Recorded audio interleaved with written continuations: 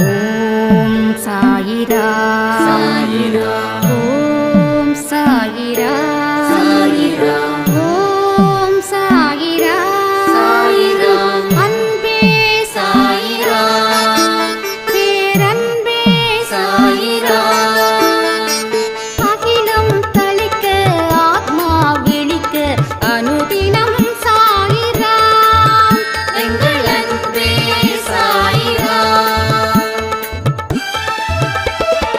ஒன்றே இறைவன் ஒன்றே பூமிக்கென்றும் சாயிரா சரணம் சாயிரா நன்றே செய்து வாழ்வோம் நாம் ஒன்றே செய்து வாழ்வோம் அன்பே சாயிரா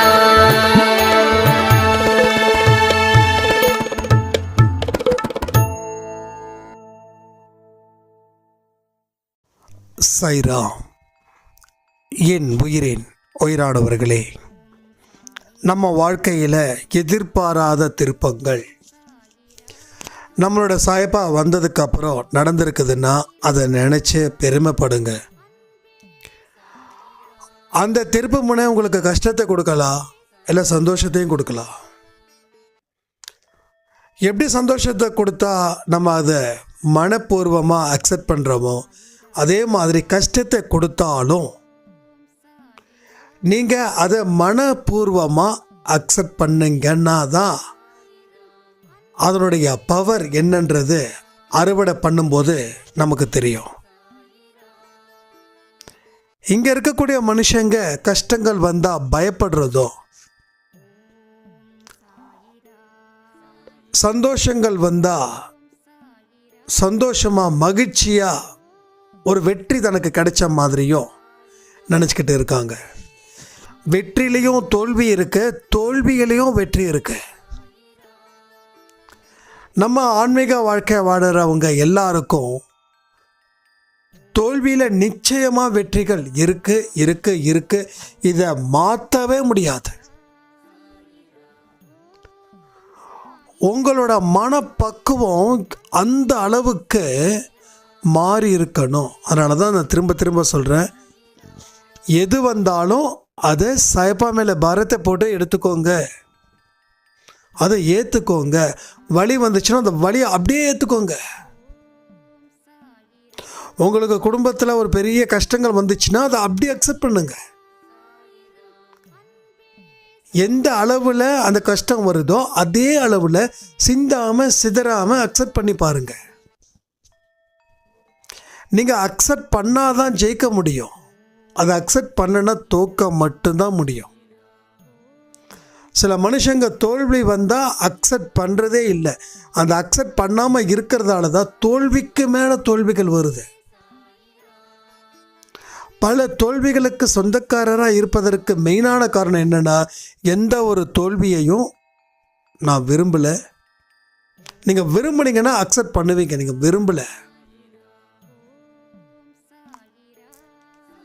நாம் பண்ணக்கூடிய சின்ன தப்பு தான் பெரிய தப்பாக நிறுத்துது. அதை மட்டும் மைண்டில் வைங்க. அப்போ நீங்கள் கவலைப்படுறதால எந்த பிரச்சனையும் தீரலை. அப்போ நீங்கள் கவலைப்பட்டுக்கிட்டே இருக்கீங்கன்னா நீங்கள் அந்த பிரச்சனையை எடுத்துக்கலை, அக்செப்ட் பண்ணலை, அதை முழுமையாக ஏற்றுக்கலை. நம்ம ஒரு காலத்தில் மாளிகை வீட்டில் இருந்திருப்போம். இப்போ ஒரு குடிசை வீட்டில் வாழுறோம். இன்றைக்கி குடிசை வீட்டில் வாழ்ந்துக்கிட்டு இருக்கீங்கன்றது தான் நிஜம். மாளிகை வீட்டில் வாழ்ந்துட்டு இருக்கீங்கன்றது ஒரு கடந்த காலம். செத்து போனவன் எப்போ மறுபடியும் திரும்பி வர முடியாதோ அதே மாதிரி கடந்த காலத்தில் இருந்த எந்த ஒரு விஷயமும் திரும்பி வரப்போவது இல்லை. அது வெற்றியாக இருக்கட்டும், தோல்வியாக இருக்கட்டும். 10 வருஷத்துக்கு முன்னாடி உலகம் உங்களை பார்த்து கை தட்டுச்சு. இப்போது உலகம் உங்களை பார்த்து கை தட்டலை, கை கொட்டி சிரிக்குது. அப்போ நான் 10 வருஷத்துக்கு முன்னாடி அப்படி இருந்தேன், இப்போ ஏன் பார்த்து கை கொட்டி சிரிக்கிறீங்கன்னு உலகத்தில் இருக்கிற மக்கள்கிட்ட கேட்க முடியுமா? அது அந்த 10 வருஷத்துக்கு முன்னாடி முடிஞ்சிடுச்சு. அங்கே இருந்தோம், வாழ்ந்தோம், முடிஞ்சிடுச்சு. இப்போ இங்கே இருக்கிறோம், வாழ்ந்துக்கிட்டு இருக்கோம். இதுதான் நிஜம். அப்போ நீங்கள் இந்த விஷயத்தை அக்செப்ட் பண்ணுற மாதிரி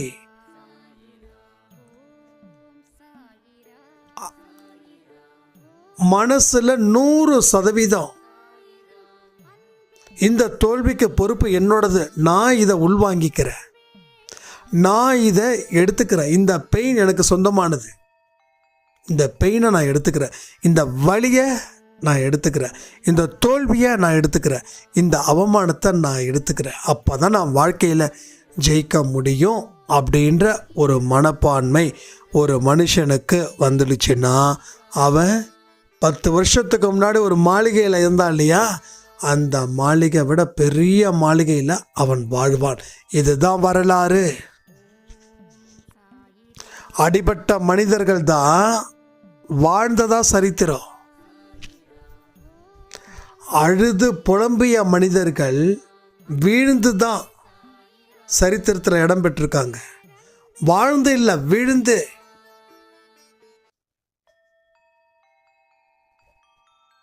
ஒரே நாள் மாதிரி அடுத்த நாள் இருக்காது. ஒன்றும் இல்லை, நேற்று இருந்த மனநிலையில் அதே மனநிலையில் இன்னைக்கு இருக்கிறோமா, இன்னைக்கு இருக்கிற மனநிலையில் நாளைக்கு இருப்போமா, யாருக்கு தெரியும்?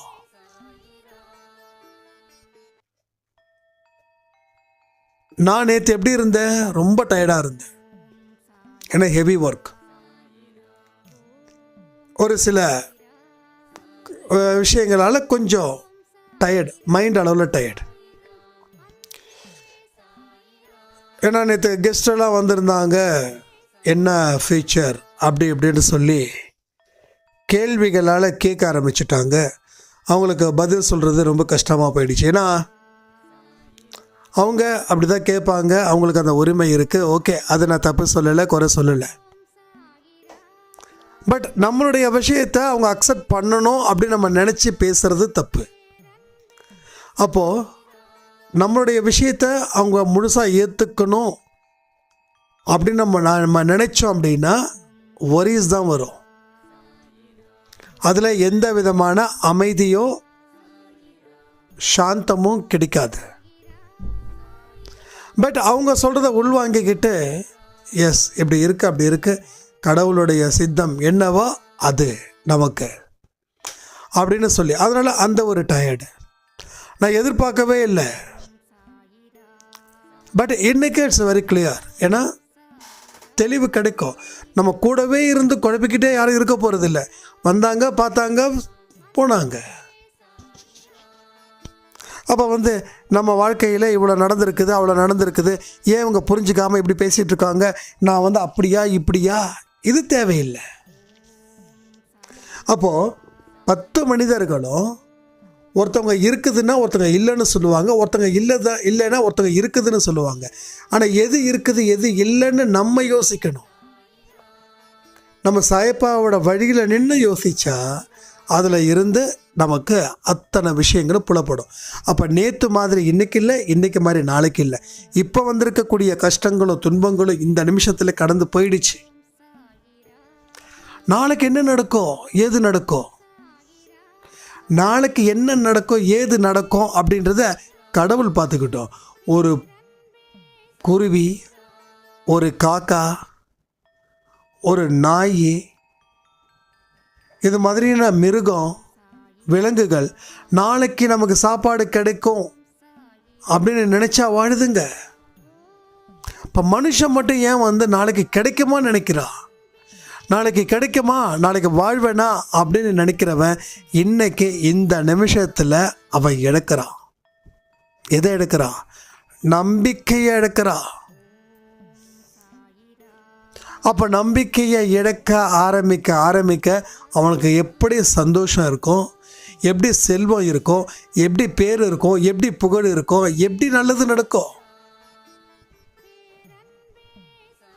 அப்போ அடிப்படை காரணம் என்னன்னா வலியை அக்செப்ட் பண்ணலை. இந்த சூழ்நிலை எனக்கான ஒரு சூழ்நிலை, இதை நான் உள்வாங்கிக்கிறேன். சந்தோஷமாக இருக்கும்போது நான் எப்படி இருந்தேனோ அதே மாதிரி இந்த வருத்தத்தில் இருக்கும்போதும் நான் சந்தோஷமாக தான்டா இருப்பேன்.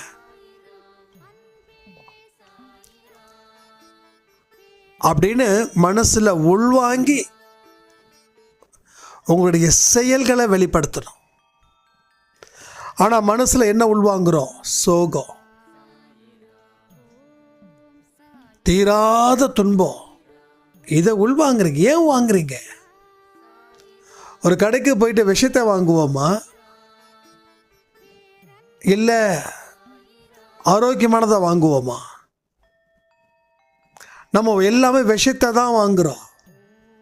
விஷத்தை வாங்கி நான் ஏன் ஆரோக்கியமான வாழ்க்கை வாடலைன்னு சொல்லி நம்ம ஏங்குறோம். எவ்வளோ முரண்பாடுகளாக இருக்குது பார்த்தீங்கல்ல. நீங்கள் சந்தோஷமாக இருக்கணும்னா இந்த வலியை அக்செப்ட் பண்ணால் மட்டுமே. இதை நீங்கள் அக்செப்ட் பண்ணலைன்னா நீங்கள் சந்தோஷமாக இருக்கவே முடியாது. தோல்வியை உள்வாங்கணும், அவமானத்தை உள்வாங்கணும். உள்வாங்கி அதை வெளிப்படுத்துறது எப்படி இருக்கணும்னா, இப்போ ஒன்றும் இல்லை, எல்லாருடைய வீட்டிலையும் வாஷிங் மிஷின் இருக்கும். ஓகே, எல்லாருடைய வீட்டிலையும் வாஷிங் மிஷின் கிட்டத்தட்ட இருக்குது. நம்ம என்ன பண்ணுறோம்? துணியை போடுறோம், தண்ணியை திறந்து விடுறதுக்கு சுவிட்ச் ஆன் பண்ணுறோம், இல்லை டேபை திறந்து விடுறோம், அதில் சோப்புத்தூள் போடுறோம், அழுக்கான துணியை உள்ளே தூக்கி போடுறோம். ஆனால் முடிஞ்சதுக்கப்புறம் துணி வெளுத்து போய் இருக்குது.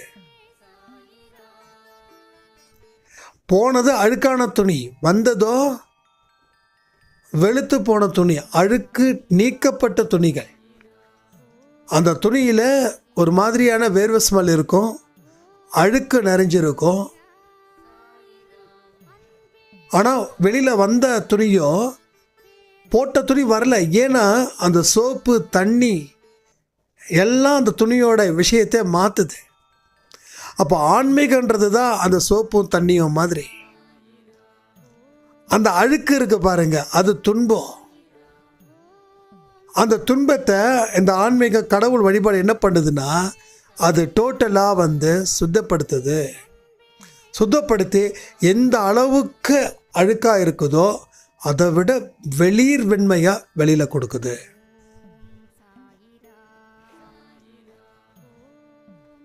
இல்லைப்பா, இது இந்த துணி சரியில்லை, இந்த துணி அழுக்காயிடுச்சுன்னு சொல்லி தூக்கி போட்டுற முடியுமா? ஒரு 5,000 ரூபாய்க்கு 10,000 ரூபாய்க்கு துணி எடுக்கிறீங்க, உடனே காஃபி இல்லை டீ ஏதோ சம்திங் பட்டுடுச்சு, உடனே என்ன பண்ணுறோம்? லாண்ட்ரிக்கு போடுறோம், லாண்ட்ரியில் சொல்லி கொடுக்குறோம், இது 10,000 ரூபா துணிப்பா, பார்த்து கரை போகணும், துணியை கிழிச்சிடாத, ரொம்ப அதிகமாக கெமிக்கல் யூஸ் பண்ணி அப்படின்னு. அதெல்லாம் ஒன்றும் பிரச்சனை இல்லாமல் ஒரு எக்ஸ்பீரியன்ஸ்டான ஒரு பர்சனாக இருந்தால் இது பிரச்சனை இல்லை, நான் உங்களுக்கு பண்ணித்தரேன் அப்படின்வான். ஒருவேளை அவன் சுத்தமாக புதுசு அப்படின்னா கெமிக்கலை அதிகம் போட்டு கிழிச்சு எடுத்துகிட்டு கொடுப்பான். இப்போ நீங்கள் அவனை என்ன பண்ணுவீங்க? சண்டை போடுவீங்களா, இல்லை பரவாயில்ல அக்செப்ட் பண்ணுவீங்களா? அதே மாதிரி தான் இதுவோ. துணியை தூக்கி போட முடியாது. தோல்வி வந்துருச்சுன்னா அது வேறு பக்கம் தூக்கி எரியவே முடியாது. ஆனால் எல்லா மனுஷங்களும் தோல்வி என்ன பண்ணுறோம்? தூக்கி எறிகிறோம். யார் மேலே? பக்கத்தில் ஒருத்தர் எவன் உட்காந்துருக்கானோ அவன் மேலே தூக்கி போடுறோம். இந்த தோல்விக்கு இவன் தான் காரணம், ஓகே சொல்லிட்டு போங்க. நீங்கள் உண்மையாக புரியாத வரைக்கும் தோத்துக்கிட்டு தான் இருப்பீங்க. ஜெயிக்க முடியுமா? உங்களுக்கு உண்மை புரியல, வாழ்க்கை புரியல, நீங்கள் போகிற பாதை நீங்கள் சரியான பாதையில் போகாமல் வேறு தப்பான பாதையில் போயிட்டு எங்கே நான் சேரக்கூடிய இடம் அப்படின்னு நீங்கள் கேள்வி மேலே கேள்விகள் எழுப்பிக்கிட்டு இருக்கீங்க. போகிறவன் வரவனெல்லாம் நீங்கள் திட்டுறீங்க. நானும் இவனை மாதிரி தானே போனேன், ஆனால் அவன் இடத்துக்கு போயிட்டான், நான் ஏன் போகலன்னு. ஏன்னா அவன் போனது சரியான பாதை. நீங்கள் அவனை எதுக்கு ஃபாலோ பண்ணீங்க? அவன் போகிறான், நான் ஃபாலோ பண்ணுறேன். அவன் போகிற இடத்துக்கு நீங்கள் போக முடியுமா? இப்படி தான் வாழ்க்கையில் நிறைய பேர் தனக்கு பிடிச்ச தொழிலை விட்டுடுறாங்க. ஏன்னா லாபம் கம்மி, வேலை ஜாஸ்தி. அவர் பாருங்கள், சிம்பிளாக 4 மணி நேரங்க போகிறாரு, சம்பாதிக்கிறாரு. நானும் ஏன் முடியாது அப்படின்னு நினச்சி அவர் என்னென்னலாம் பண்ணுறாரோ இவன் பண்ணுறான், இருக்கிறதும் போயிடுச்சு. நான் ஏற்கனவே சொன்ன மாதிரி ஒவ்வொரு தொழிலும் நம்ம பல பல ஜென்மத்தில் செஞ்சது தான். நான் இன்றைக்கி கம்யூனிகேஷன் ஃபீல்டில் இருக்கேன்னா இதுக்கு முன்னாடியும் நான் ஒரு போஸ்ட் ஆஃபீஸில் ஒர்க் பண்ணியிருக்கலாம். அதுக்கு முன்னாடி இந்த இந்த தூதுவர்கள்லாம் சொல்கிறாங்க இல்லையா, அந்த நாட்டுக்கு வந்து தூதுவரை அனுப்பி வைக்கிறது ஏதோ சம்திங் சொல்லுவாங்கள்ல, அது மாதிரியாக இருந்திருக்கலாம். அப்போ எனக்கு வந்து அந்த கம்யூனிகேஷன் ஃபீல்டு எனக்கு செட் ஆகுது. நானும் தோத்தேன், தோல்விகள் மேலே தோல்விகள் வந்துச்சு. எல்லாரும் சொன்னாங்க மாற்ற சொன்னாங்க தொழிலை, ஆனால் எனக்கு மாற்ற விருப்பம் இல்லை. அது எப்படி தோக்க முடியும் அப்படின்னு, ஏன்னா எனக்கு பிடிச்ச ஃபீல்டு. ஆனால் நின்னமா இல்லையா, அதுதான். அப்போது ஒவ்வொரு தொழிலும் சரியில்லைன்னா நீங்கள் கடைசி வரைக்கும் தொழில் செய்யவே முடியாது. நல்லா புரிஞ்சுக்கோங்க, தெளிவாக புரிஞ்சுக்கோங்க. நீங்கள் அக்செப்ட் பண்ணலன்னா வாழ்க்கையில் ஜெயிக்கவே முடியாது. அக்செப்ட் பண்ணாதான் ஜெயிக்க முடியும். அதுதான் ஆன்மீகம், அதுதான் தெய்வீக வழிபாடு. அந்த அக்செப்ட் பண்ணுற அளவுக்கு மனதைரியத்துக்கு தான் நம்ம கடவுளோட உதவியை நாடுறோம். சில பேர் கேட்குறாங்க இல்லையா, என்னங்க கடவுள், விதிப்படி தானே வாழ்க்கை, விதி இருக்கும்போது கடவுள் எதுக்கு, குரு எதுக்கு? இது நம்ம மட்டும் கேட்கல, சச்சரிதமில்ல, அங்கேயே ஒரு பெரிய டிஸ்கஷன்.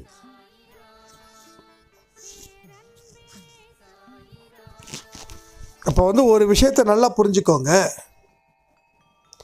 கடவுள் வழிபாடு எதுக்குன்னா மனம் தெளிவு பெறுவதற்கும் தெளிவான ஒரு பார்வைக்கும் அறிவை புனிதப்படுத்துவதற்கும் ஒரு இடம்தான் இந்த தெய்வீக வழிபாடு. உங்கள் மனசு சாமியை நினைக்க நினைக்க என்ன ஆகுதுன்னா மனசு தூய்மை அடையும், புனிதம் அடையும், தேவையில்லாத குப்பைகள் சேர்க்காமல் இருக்கும். இந்த தேவையில்லாமல் குப்பைகள்லாம் என்னென்னது, நம்ம வீடு ஒரு 10 பேர் வருவாங்க, அந்த 10 பேர் 10 விதமான கருத்துக்களை சொல்லிட்டு போவாங்க. ஒருத்தர் சொல்லுவான், செய்யவே செய்யாத செஞ்சால் நீ ஒன்றுமே இல்லாமல் போயிடுவேன். இன்னொருத்தன் சொல்லுவான், நீ செய்ய, பிரச்சனை இல்லை, பார்த்துக்கலாம், எது வந்தாலும் பார்த்துக்கலாம் அப்படின்னு. இப்படி தான் பல மனிதர்கள் பலவிதமான கருத்துக்களை பதிவதற்காக நம்மிடம் வருவார்கள், வந்து தான் தீருவார்கள். அந்த குழப்பத்தில் இருந்து நீங்கள் விடுதலை அடையணுன்னா தான் கடவுளுடைய வழிபாடு உங்களுக்கு தேவையாக இருக்குது. அது என்றைக்கும் இருக்கணும். அதுக்கு தான் நம்ம சொல்கிறோம், ஒரு நாளைக்கு 24 மணி நேரத்தில் 1 hour யாருக்கு, உங்கள் மனது கடவுளுடைய பாதத்தில் சரணாகதி அடையணும். மீதி இருக்கிற 23 மணி நேரம் இட்ஸ் அ கோல்டன் ஹவர்ஸ். தெய்வ வழிபாடு, மனதுருகி பண்ணக்கூடிய பிரார்த்தனை, கடவுளை ஆனந்தமாக தேடக்கூடிய மனப்பக்குவம், இது இருந்துச்சுன்னா மீதி 23 மணி நேரமும் நீங்கள் களைப்பில்லாமல் வேலை பார்க்கலாம். நீங்கள் அந்த 1 hour கொடுக்கல அப்படின்னா நீங்கள் ஒவ்வொரு இடத்துலையும் நோஞ்சானாக தான் இருக்கணும். தோல்விகள் தான் வரும், மனசு பக்குவப்படாது, மனசில் தேவையில்லாத பாரங்கள் இருக்கும், தேவையில்லாத குப்பைகள் இருக்கும், மனசு ஒரு இடத்துல நிற்காது, பாவங்கள் செய்வதற்கும் அது வழிவகுக்கும். இதெல்லாம் நம்ம உணரணும்ல. இதை என்னைக்கு உணர்றது, என்னைக்கு நம்ம வாழ்க்கையை ஸ்டார்ட் பண்ணுறது? நம்ம கூட பிறந்தவங்க எல்லாம் எங்கேயோ போயிட்டாங்க. நாம் இன்னமும் காரணத்தை அடுக்குன்னு அடுக்குறோம்.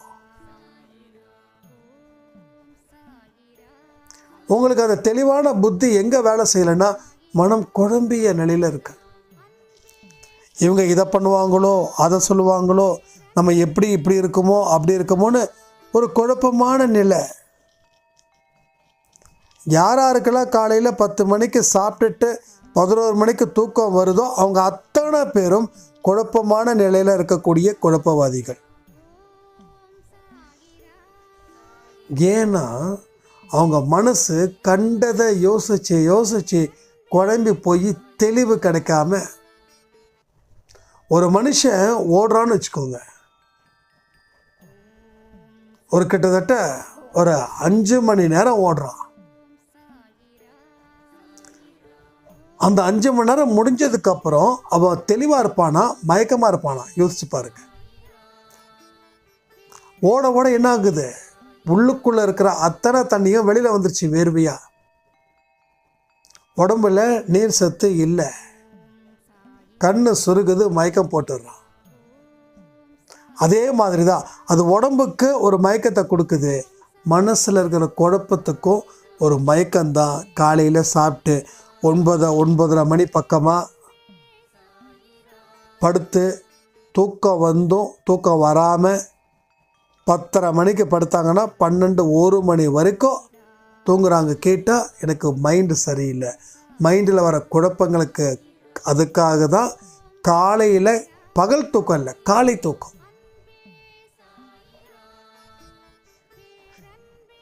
11, 12, 1 மணிக்கெலாம் தூக்கம் பிச்சுக்கிட்டு வருது, நைட்டுக்கு 10 மணிக்கு தூங்குற மாதிரி. ஆனால் இவர்கள்லாம் நைட்டில் ஆந்த மாதிரி முடிச்சுக்கிட்டே இருப்பாங்க. எந்த மனுஷனுக்கு காலத்தை சரியாக பயன்படுத்திக்காமல் கண்ணா பின்னான்னு பயன்படுத்துகிறாங்களோ அவங்க அனைவரும் குழப்பவாதிகளே. இதில் வேலைக்கு போகிறவங்கள விட்டுருங்க, ஏன்னா அது பொழப்பு, வர வழி இல்லை, அது கண்ணை முழிச்சு தான் ஆகணும். நான் அவங்கள சொல்லலை. நைட்டெல்லாம் தூக்கமே வர மாட்டேதுன்னா நீங்கள் பகலெல்லாம் தூங்கிட்டு இருக்கீங்க. உலகம் விழிச்சிட்டு இருக்கும்போது நீங்கள் தூங்குறீங்க, உலகம் தூங்கும்போது நீங்கள் விழிச்சுக்கிட்டு இருக்கீங்க. இந்த மாதிரியான கான்ட்ரோவர்சி வரும்போது தான் ஒரு மனுஷன் தன்னுடைய வாழ்க்கையை படிப்படியாக எடுக்கிறான். நைட்டு எனக்கு 10 மணிக்கு அடித்து போட்ட மாதிரி தூக்கம் வரும், காலையில் விடிய காலையில் 5 மணிக்கு எந்திரிக்கிறேன்னா அவன் வாழ்க்கையில் படிப்படியாக உயர்வு நிலைக்கு போய்கிட்டே இருக்கான்.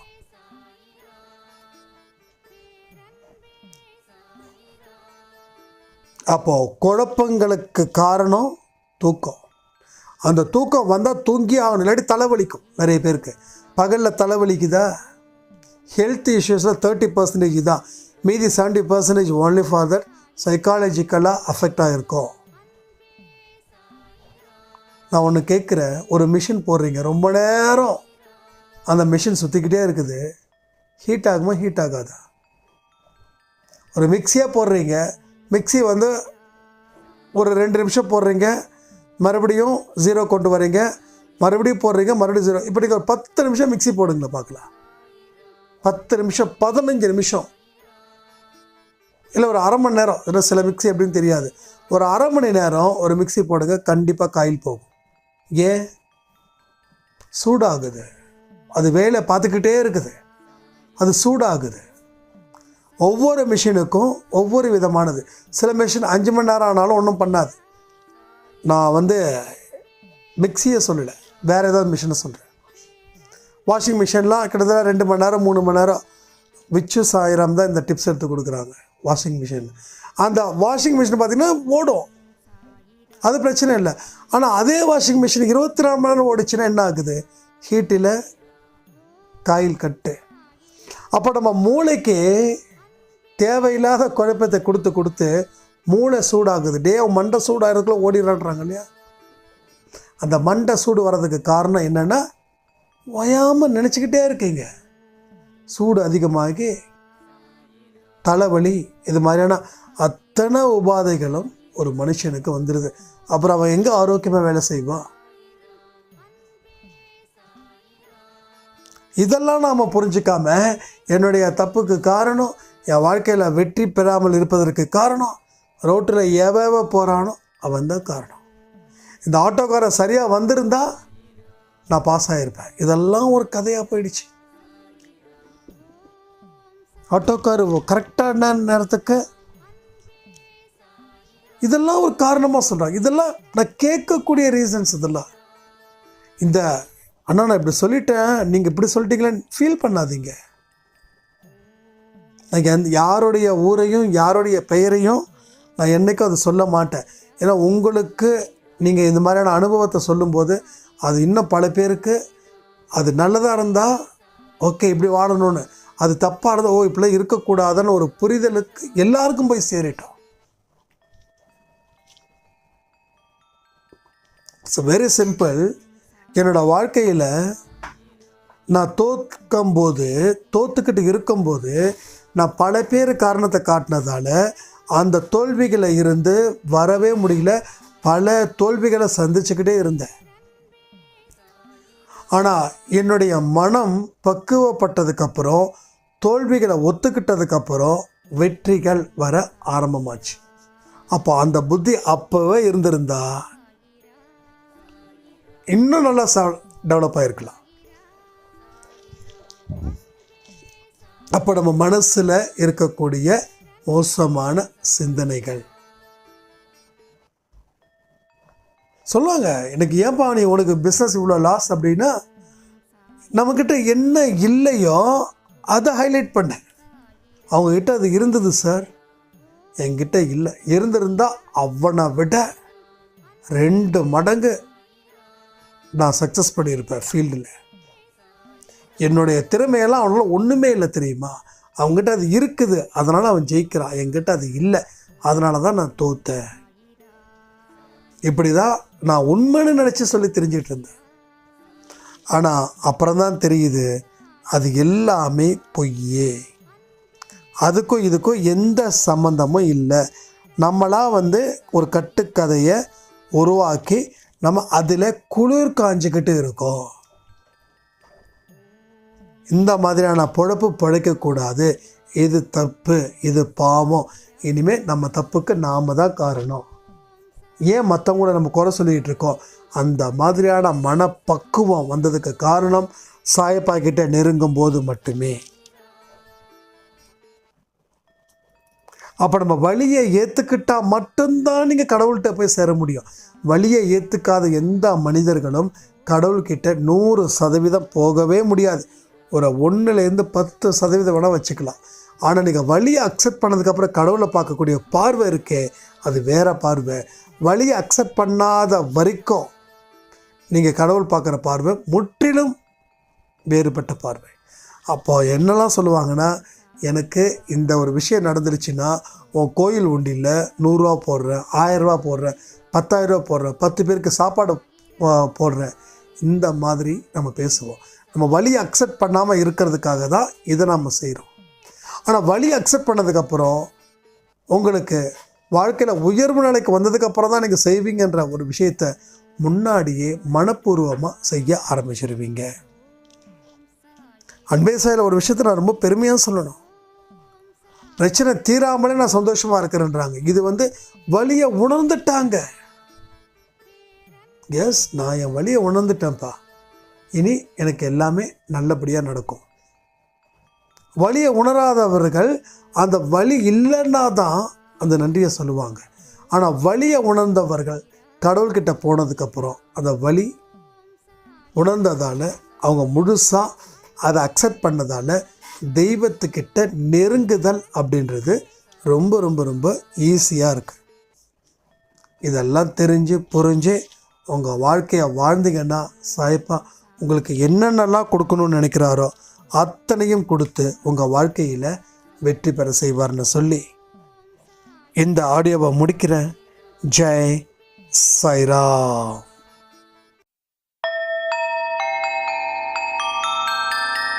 ஓம் சாயிரா சாயிரா ஓம் சாயிரா சாயிரா ஓம்